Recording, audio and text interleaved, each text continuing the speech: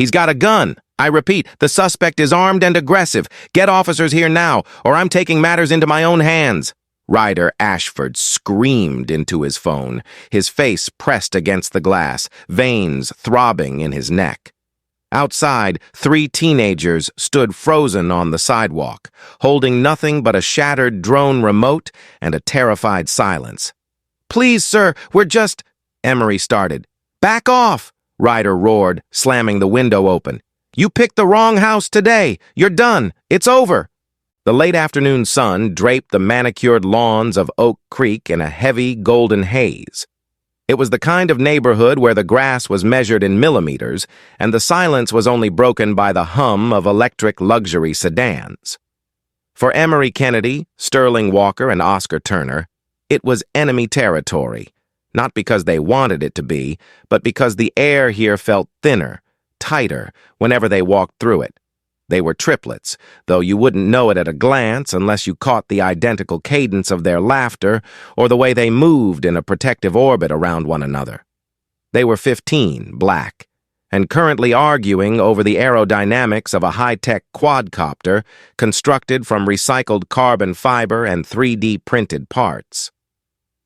"The gyroscope is drifting left," Sterling muttered, his fingers flying across a tablet screen. He was the engineer of the group, a boy who spoke in code and dreamt in schematics. He pushed his glasses up his nose, squinting at the drone hovering 20 feet above the cul-de-sac. "Emery, you need to compensate on the yaw." "I am compensating," Emery replied, his voice calm, steady. He was the leader, the one who planned their routes and kept them on schedule. He held the remote control with a delicate touch, his eyes locked on the machine. "It's the wind shear coming off that fence. Oscar, check the telemetry."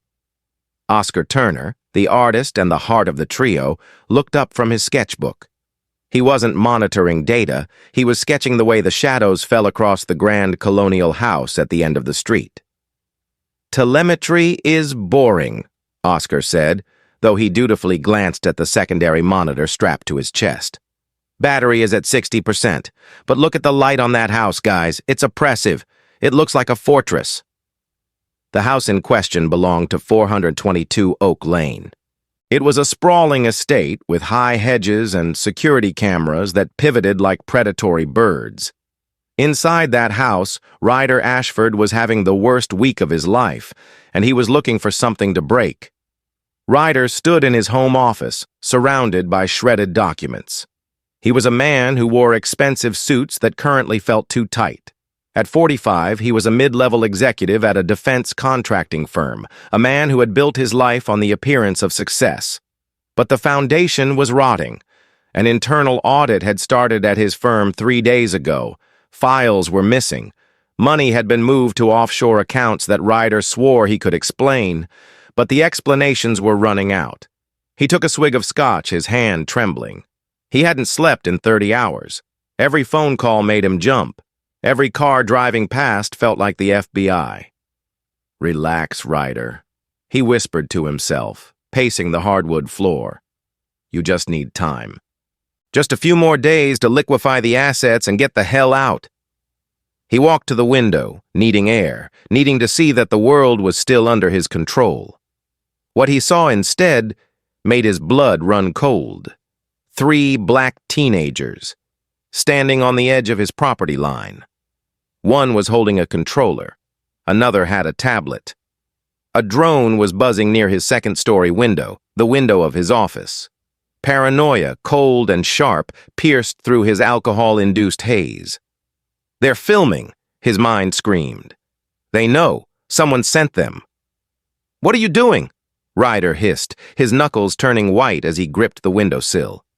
He didn't see 3 kids working on a STEM scholarship project. He didn't see the Future Engineers of America buttons on their backpacks. He saw surveillance. He saw a threat. Down on the street, Sterling frowned. "Emery, bring it down. I'm getting interference." "Copy that," Emery said. "Landing sequence initiated." "No," Oscar whispered, pointing at the house. "We have an audience." Ryder Ashford threw open his front door, the heavy oak slamming against the siding. The sound cracked through the quiet suburb like a gunshot. He didn't just walk down his driveway. He marched, fueled by a toxic cocktail of fear, entitlement, and prejudice that had been simmering in his gut for years. "Hey!" Ryder shouted, pointing a shaking finger at them. "You! Cut that feed right now!" Emery lowered the controller, stepping instinctively in front of Sterling and Oscar. "Excuse me, sir? We're just landing our—" "I know what you're doing." Ryder was on the sidewalk now, towering over them. He smelled of expensive scotch and stale sweat. "Who sent you? Was it Kensington? Tell me who sent you."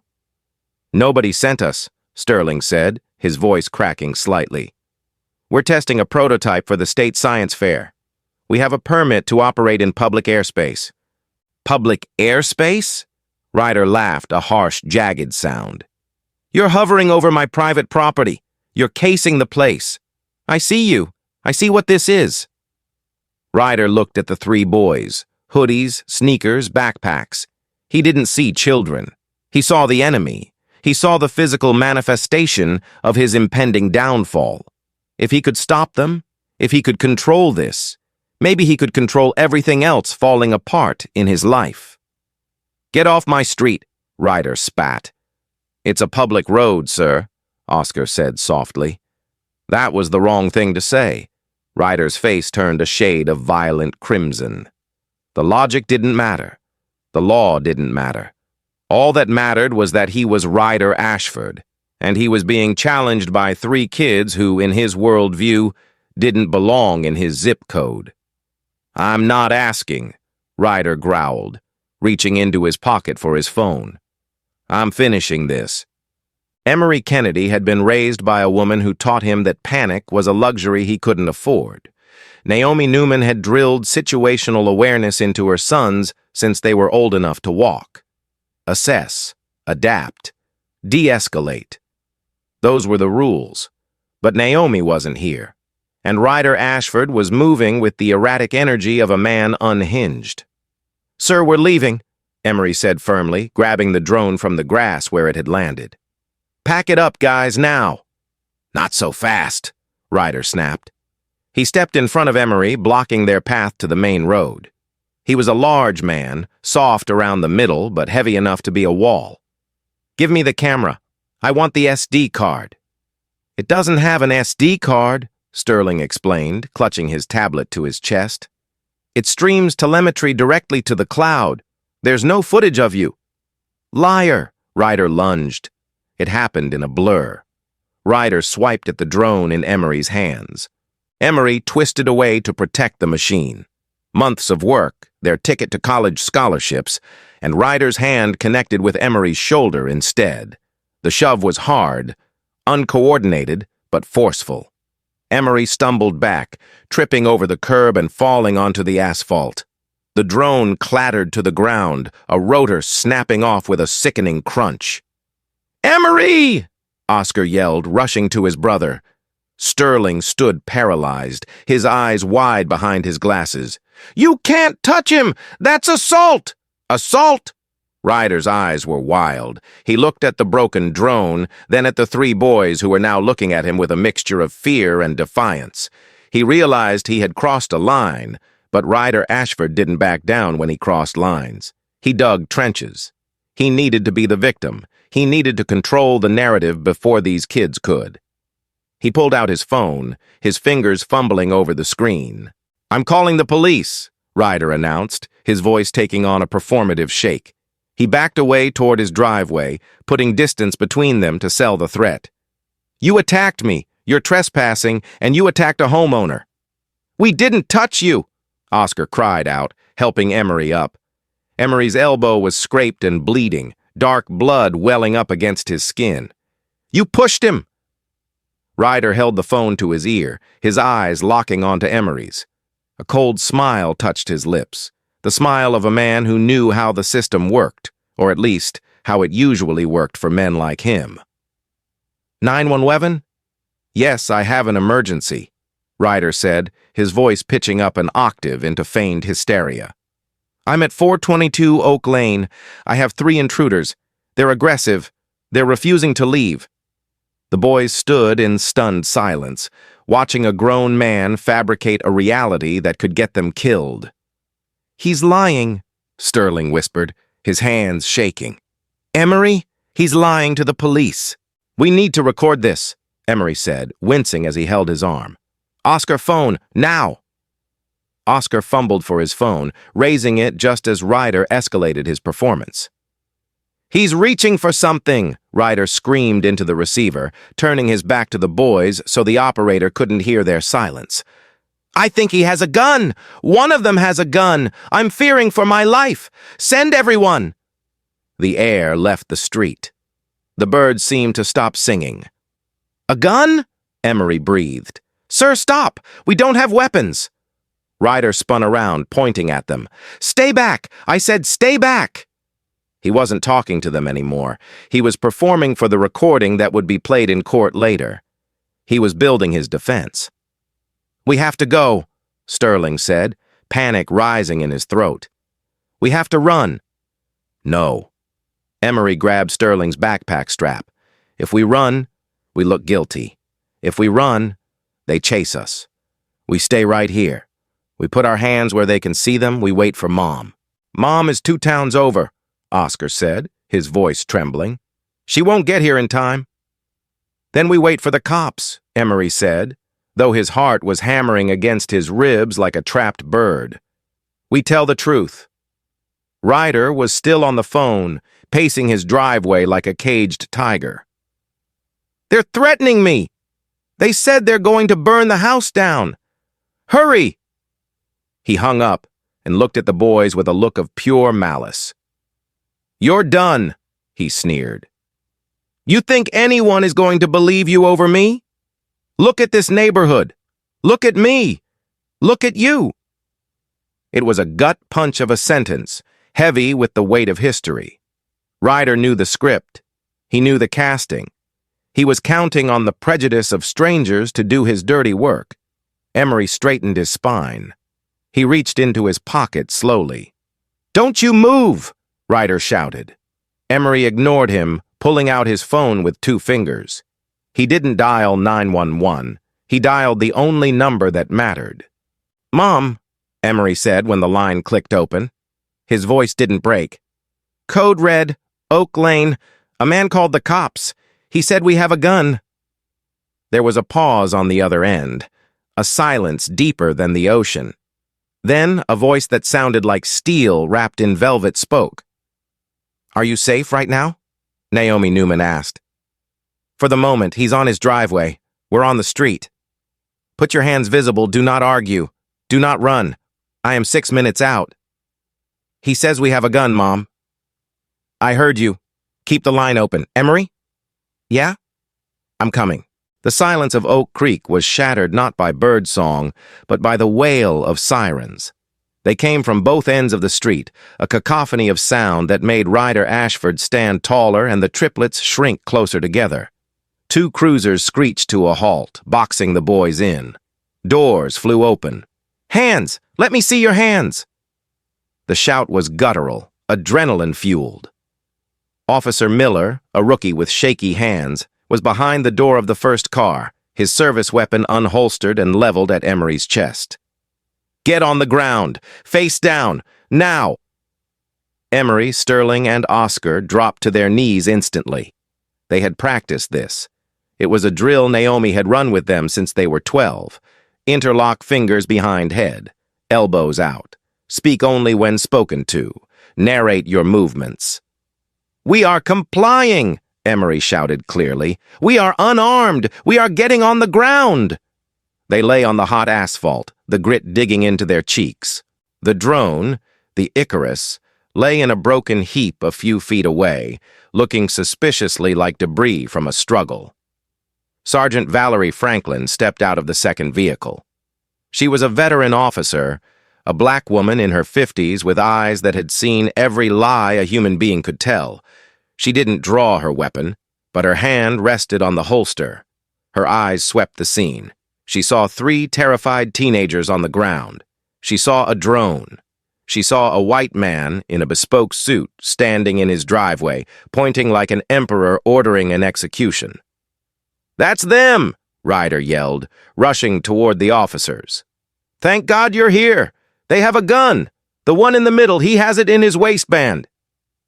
Valerie moved forward, her voice projecting authority without hysteria. "Sir, stay back. Miller, cover them. Do not engage unless you see a weapon." "He said they have a gun, Sarge," Miller yelled, his eyes wide. "I said cover them," Valerie snapped. She walked toward the boys, her gait steady.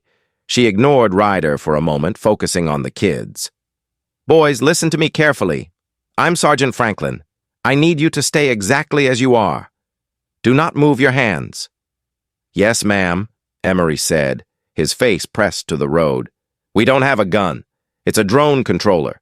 It's in my backpack." "He's lying," Ryder interjected, trying to push past the rookie officer. "Check them. Arrest them."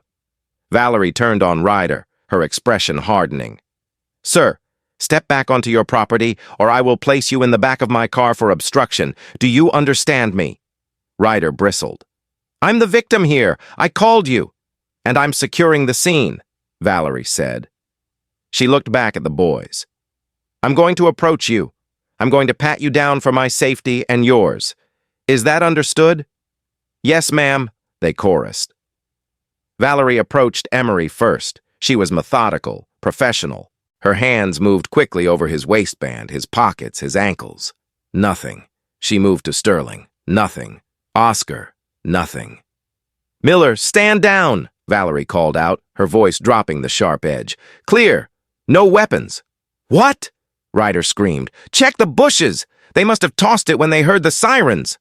Valerie signaled for the boys to sit up. "You three, sit on the curb. Keep your hands where I can see them." She looked at their terrified faces, the scrape on Emery's elbow, the shattered drone. She felt a familiar knot of anger tighten in her stomach. The Karen call, they called it at the station. But this was worse. This man had called in a gun. That was an attempted death sentence. "Sir," Valerie walked up the driveway to meet Ryder. She stood toe-to-toe with him. She smelled the liquor on his breath immediately. "You stated there was a firearm." I saw something metallic," Ryder stammered, his confidence faltering under Valerie's scrutiny. It flashed. He reached for it. "You said, and I quote from the dispatch log, 'The suspect is armed and aggressive.' You didn't say you thought you saw something. You declared a threat." "They were aggressive," Ryder pointed at the broken drone. "Look at that. They were flying that spy machine into my windows." "Spy machine?" Valerie raised an eyebrow. "It looks like a science project, sir." "They were trespassing. On a public street." Ryder wiped sweat from his forehead. The adrenaline was fading, replaced by the gnawing realization that the police weren't acting as his private security force. He needed to pivot. "I want to press charges, harassment, trespassing, destruction of property. My peace of mind is property." "We can discuss charges," Valerie said coolly. "But first, I need everyone's ID. Boys, do you have identification?" "In my bag," Emery said. "Can I reach for it?" Slowly, Valerie nodded. Emery reached into his backpack, but he didn't pull out a wallet. He pulled out a phone that was still connected to a call. He held it up. "My mom is on the line," Emery said. "She wants to speak to the officer in charge." Valerie sighed. Angry parents were part of the job. She walked over and took the phone. "This is Sergeant Franklin." "Sergeant Franklin!" The voice on the other end was startlingly clear. It wasn't the hysterical scream of a worried mother. It was cold, precise, and carried an authority that made Valerie straighten her spine instinctively. "This is Naomi Newman. I am 2 minutes away. I trust my sons are unharmed?" "They are safe, ma'am. We are sorting out a dispute." "A dispute?" Naomi's voice dropped a degree. "My son told me a man called in a false code 1032 involving a firearm. Is that correct?" Valerie paused. This woman knew the police codes. There was a report of a weapon. It was unfounded. Unfounded, Naomi repeated. Good. Sergeant, I suggest you do not let that man leave his driveway. He has just committed a felony by filing a false report and attempted swathing. But that is going to be the least of his problems. Ma'am, I can handle this scene, Valerie said, bristling slightly. You just get here and drive safely. I'm here, Naomi said. At the end of the block, a black SUV tore around the corner. It didn't slow down until the last second, screeching to a halt directly behind Ryder's BMW. The door opened before the engine stopped. Naomi Newman stepped out. She was wearing a simple blazer and jeans, but she moved like she was wearing tactical gear. She didn't look at the cops. She didn't look at Ryder. She looked straight at her sons sitting on the curb. She did a quick visual scan. Emery's bleeding elbow, the terror in Oscar's eyes, Sterling's trembling hands. Naomi turned toward Ryder Ashford. The look on her face wasn't anger. It was something far more terrifying. It was calculation. Ryder, sensing the shift in the atmosphere, tried to puff his chest out. Are you the mother? You need to teach your kids some respect for... Naomi walked past him as if he were a ghost. She walked straight to Sergeant Franklin. Officer, Naomi said, reaching into her blazer pocket. She didn't pull out a driver's license. She pulled out a leather wallet and flipped it open. A silver badge glinted in the sun, but it wasn't police issue. It was federal. Naomi Newman, Central Intelligence Agency, she said, her voice low enough that only Valerie could hear. And we have a massive problem. That man you're talking to, he's not just a cranky neighbor. He's a flight risk in an active federal investigation. And he just gave me the probable cause I needed to bury him. Valerie looked from the badge to Naomi's face, then back to Ryder, who was now looking very, very nervous. Hold on, Valerie whispered. You're CIA? Technically, I'm an analyst, Naomi said, snapping the badge shut. But today I'm a mother who is about to ruin this man's life. Legally. Naomi turned to face Ryder, a small, dangerous smile playing on her lips. Mr. Ashford, Naomi called out. I believe you have something to say to my sons, but before you speak, you should know that the FBI has been trying to get a warrant for your home office for 3 months. Thank you for inviting the police right to your doorstep. Ryder's face went white. The silence on Oak Lane was no longer the quiet of a suburb at rest. It was the suffocating stillness of a trap snapping shut. Ryder Ashford stood in his driveway, the blood draining from his face so fast it left him looking gray and waxen. The words federal investigation hung in the humid afternoon air like a guillotine blade. Sergeant Valerie Franklin looked at the badge in Naomi Newman's hand, then at the trembling man in the bespoke suit, and finally at the 3 teenagers sitting on the curb. She holstered her threat of arrest, but her hand remained close to her radio. Mrs. Newman, Valerie said, her voice dropping to a professional guarded register. You're saying you have federal jurisdiction here? I'm saying that Mr. Ashford is currently the subject of an active inquiry regarding the misappropriation of classified defense allocation funds, Naomi said, her voice terrifyingly conversational. She slipped the badge back into her pocket and took a step toward Ryder. We've been tracking the digital footprint for months, but we couldn't pinpoint the physical hard drives until 10 minutes ago. Ryder took a step back, his heel catching on the edge of a paver. This is harassment. You can't just walk up here and... I didn't walk up here, Ryder, Naomi interrupted, using his first name with a familiarity that made him flinch. You invited me. You invited the police. You created a public incident report that places you at this specific location in possession of volatile behavior and paranoia. Do you know what happens to a security clearance when a subject exhibits erratic behavior and files false police reports involving firearms? I didn't file a false report, Ryder shrieked, his voice cracking. I saw a gun. I swear, we've established there is no gun, Valerie cut in, stepping between them. She had assessed the situation and made her choice. The frantic man with the alcohol on his breath was losing credibility by the second. "Mr. Ashford, I need you to stay right where you are. Officer Miller, keep eyes on him." Naomi turned her back on Ryder, dismissing him as a threat, and walked toward her sons. The transformation was instant. The steel in her spine softened, her shoulders dropped an inch. She wasn't Agent Newman anymore. She was Mom. "Report," she said softly, kneeling so she was eye level with Emery. "I'm okay," Emery said, though his voice shook. He held his arm where the blood had dried into a dark crust. "He pushed me. Then he lied. He told them we had a gun, Mom. He screamed it." "I know," Naomi said, brushing a piece of gravel from his cheek. "Sterling? Oscar?" "I got it all," Oscar whispered, clutching his phone like a lifeline.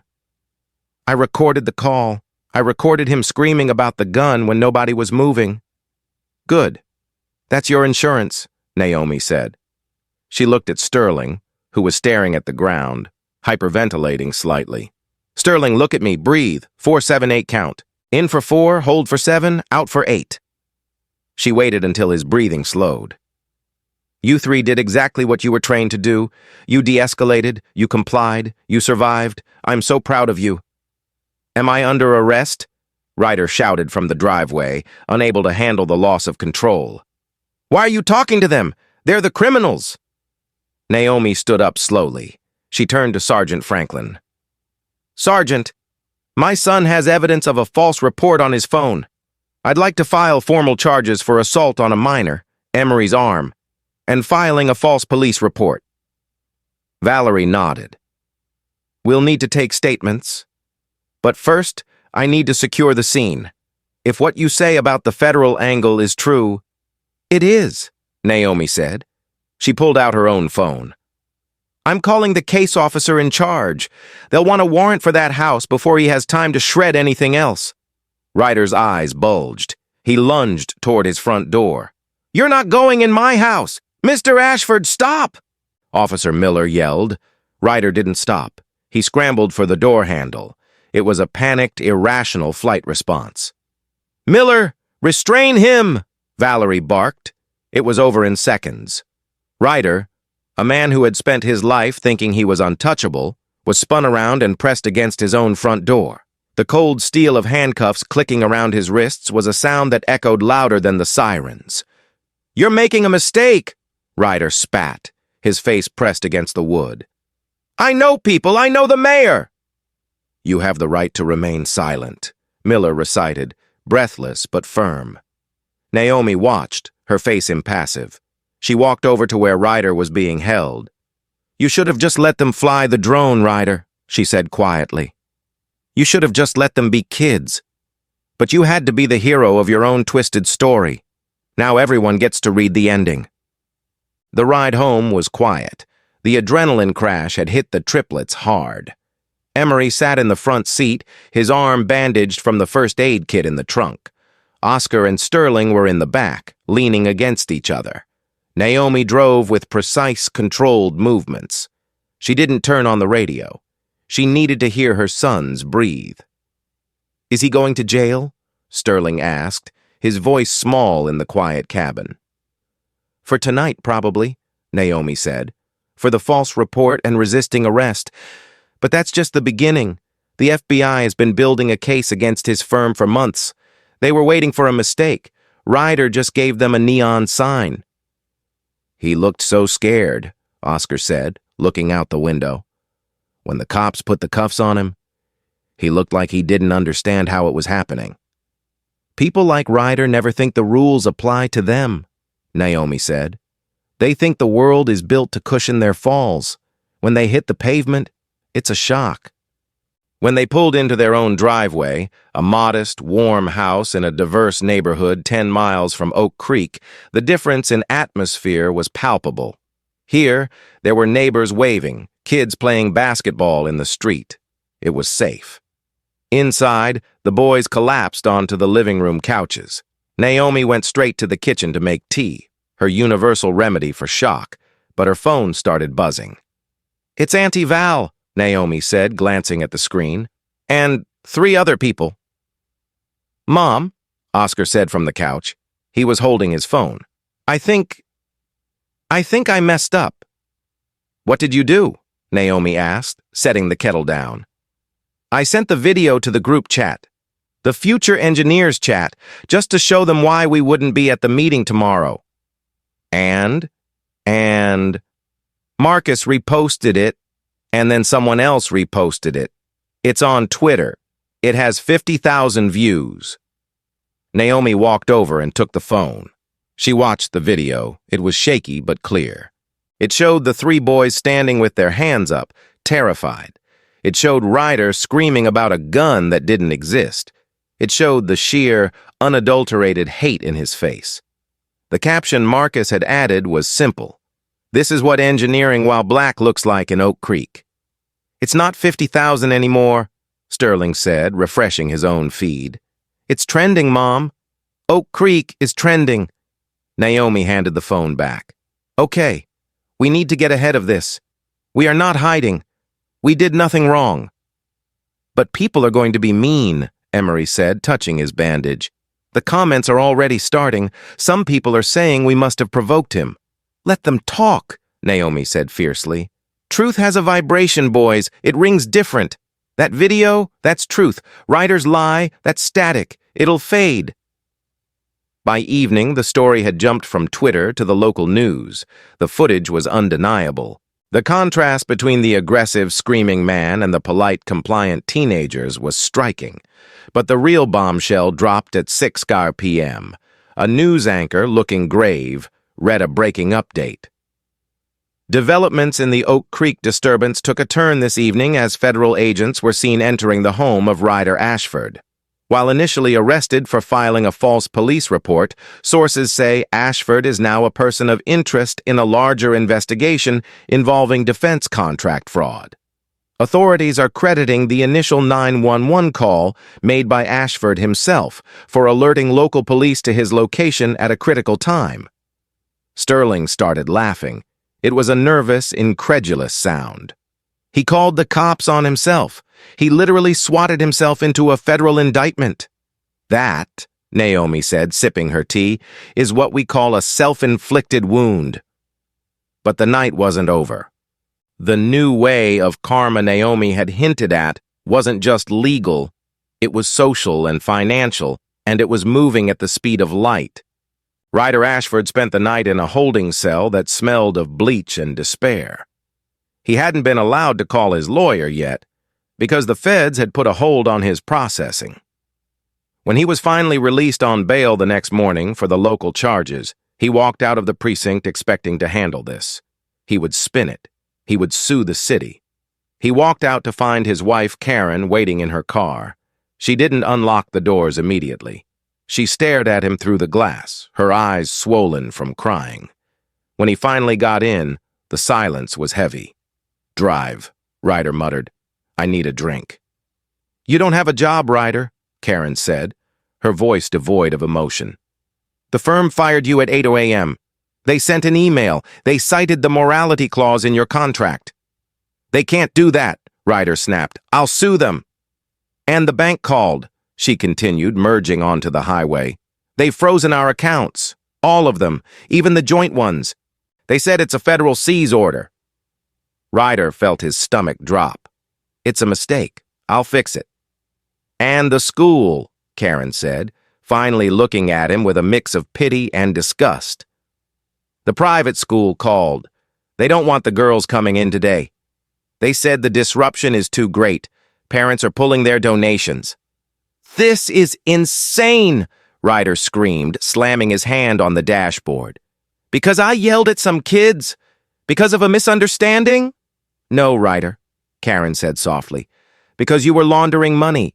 The news isn't just talking about the kids anymore. They're talking about the audit. They're talking about the offshore accounts. The video of you screaming, that was just the hook. Now they're reading the book." When they pulled onto Oak Lane, the scene was chaotic. News vans were parked on the grass, his precious manicured grass.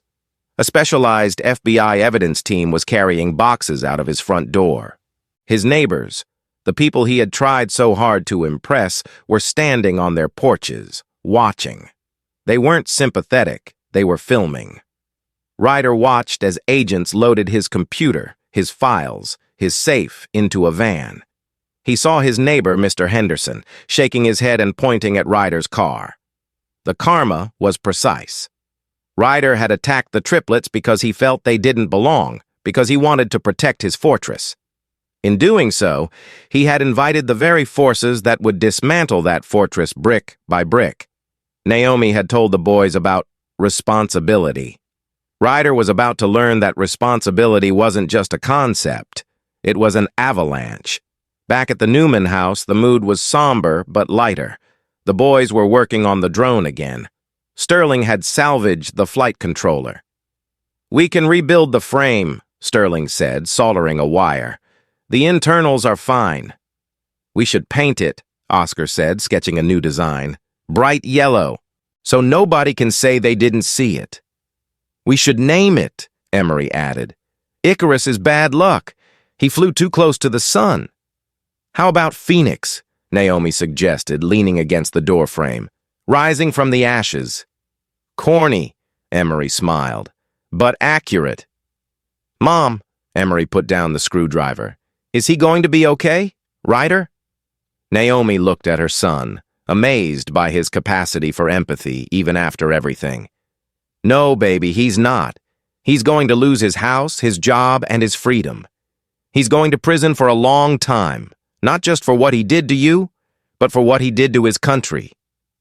"It feels big," Emery said, "like we knocked over a domino and the whole world fell down."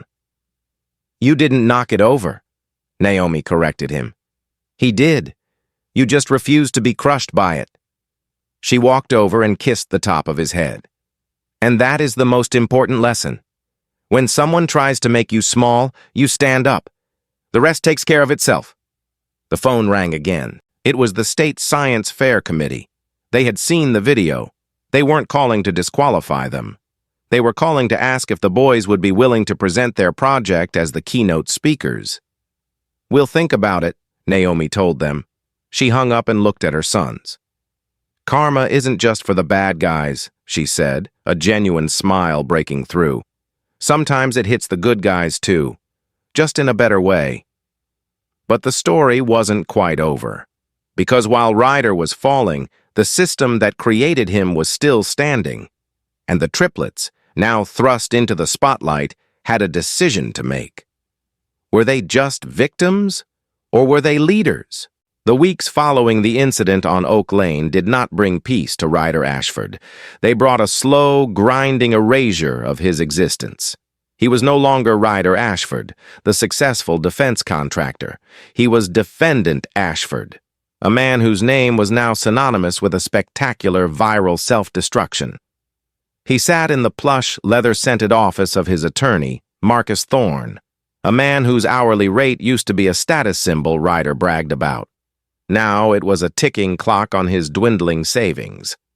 "They're not offering a deal, Ryder," Marcus said, not looking up from his file. The air conditioner hummed, a cold, indifferent sound. Ryder shifted in his chair. He looked smaller than he had a month ago. The suits didn't fit right anymore.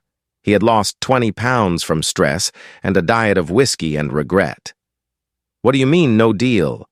I gave them the hard drives. I cooperated after the raid." "You cooperated because they caught you red-handed, and because Naomi Newman handed them the roadmap," Marcus said, finally looking at him. His eyes were devoid of sympathy. "The U.S. attorney isn't interested in leniency. The video of you screaming at those kids, it's playing on loops in the jury selection simulation. You are radioactive. No jury is going to look at you and see a misunderstood patriot. They see a bully who got caught." "So what? I go to trial?" Ryder asked, his voice trembling. "If you go to trial, you will lose.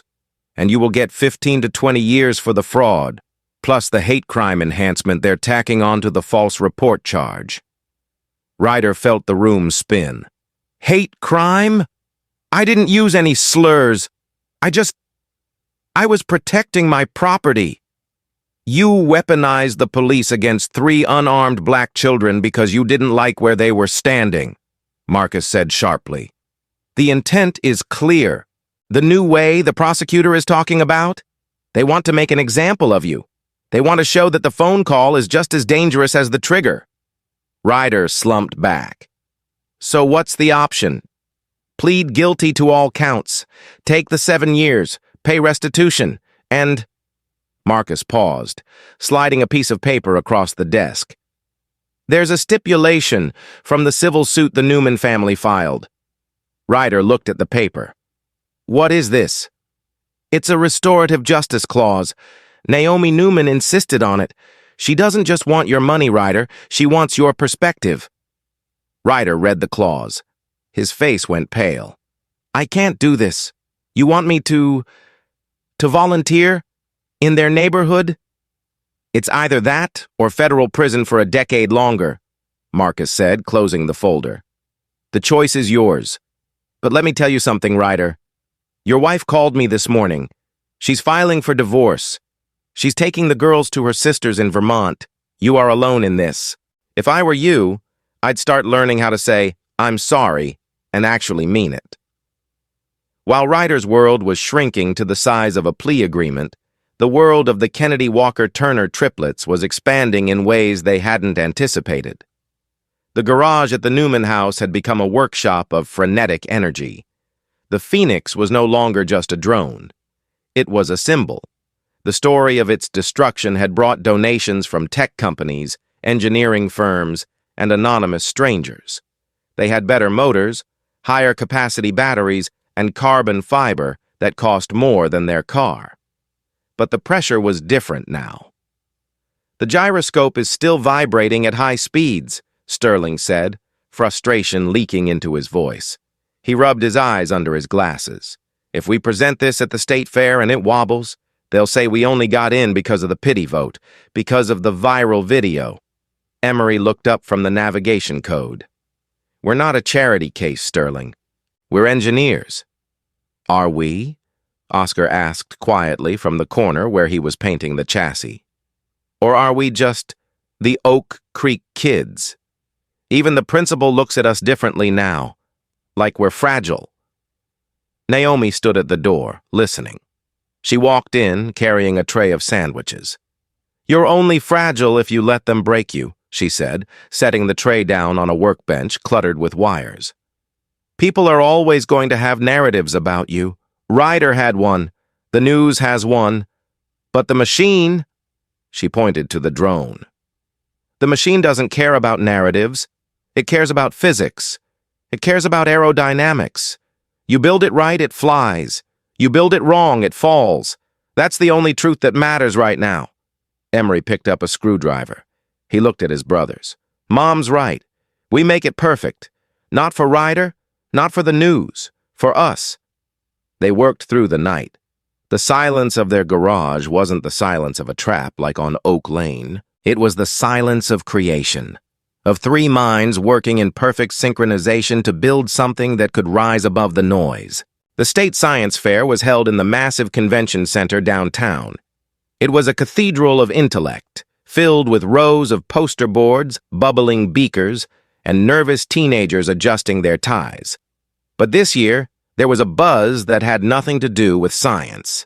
As Emery, Sterling, and Oscar walked in, heads turned. Whispers followed them. That's them. The drone kids. Is that the mom? The CIA agent?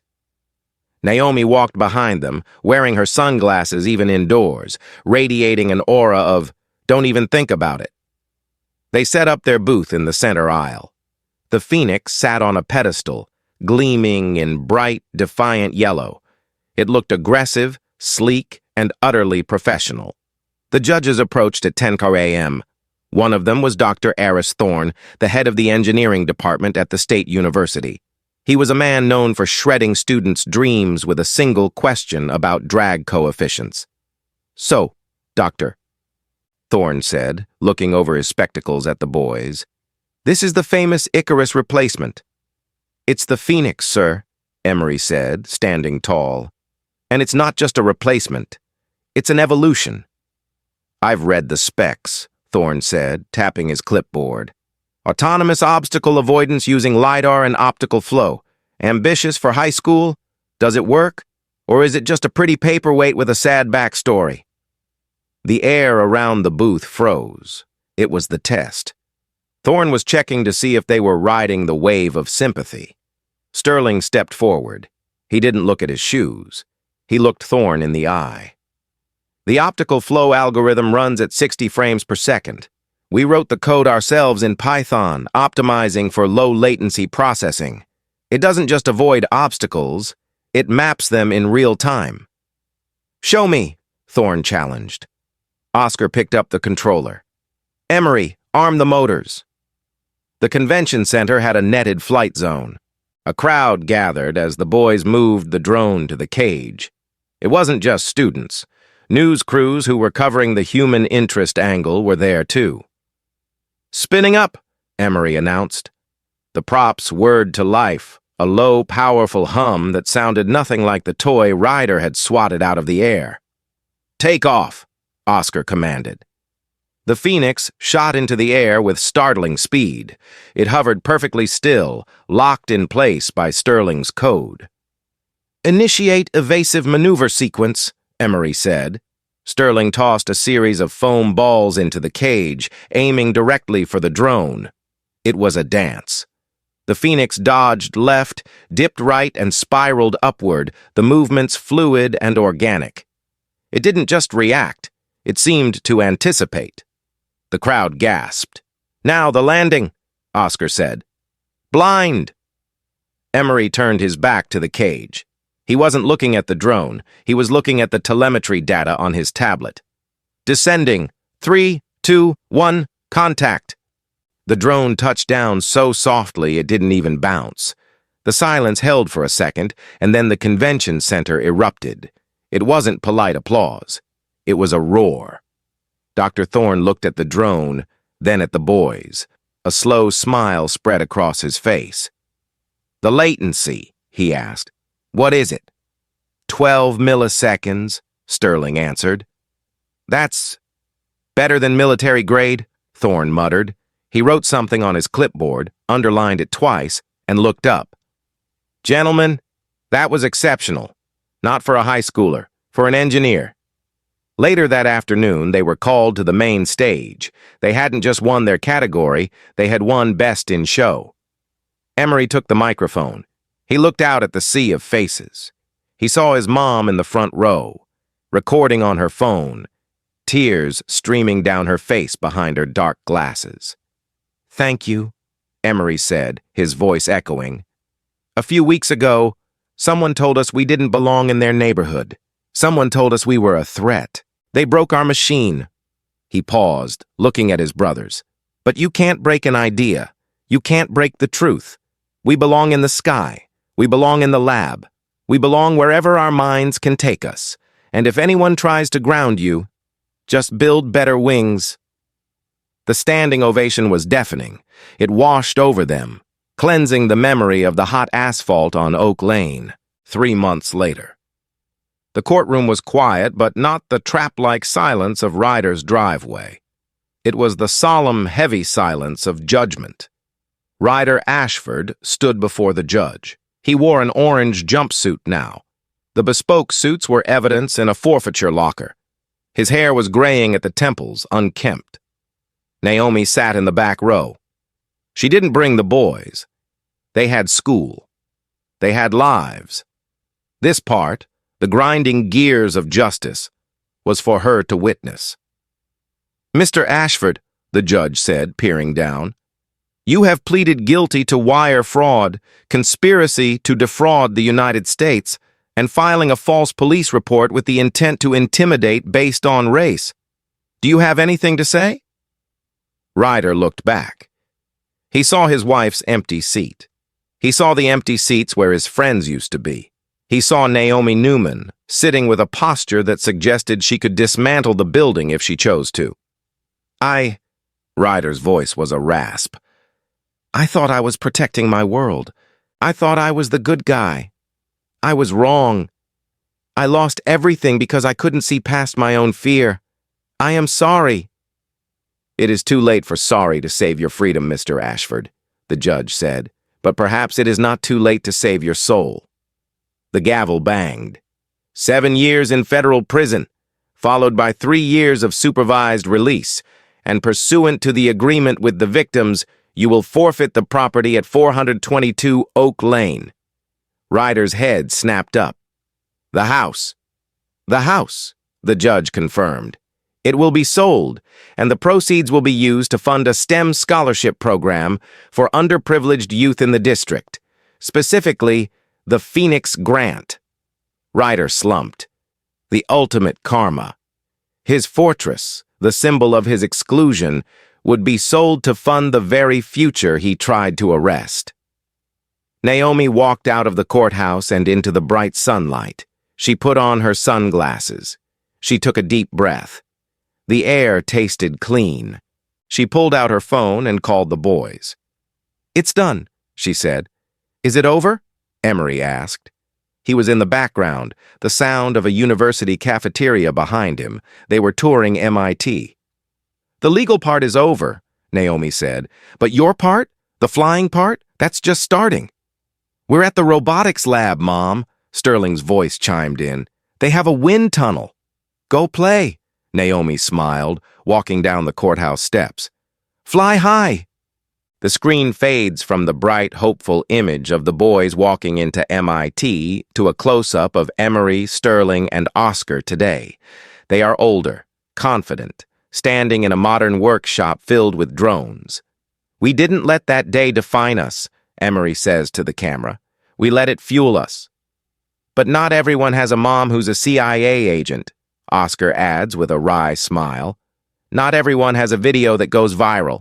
That's why we started the Phoenix Foundation. To make sure that when someone calls the cops on a kid with a dream," Sterling says, holding up a new, micro-sized drone, "that kid has the resources to fight back, and the tools to keep building." "If you've ever been told you don't belong," Emery says, leaning in, "prove them wrong. Don't lower your altitude. Raise your game." "Like this video if you believe in truth," Oscar says. "Share it if you believe in justice," Sterling adds. "And subscribe," Emery finishes, a glint in his eye. "Because we're just getting started, and you don't want to miss what we launch next."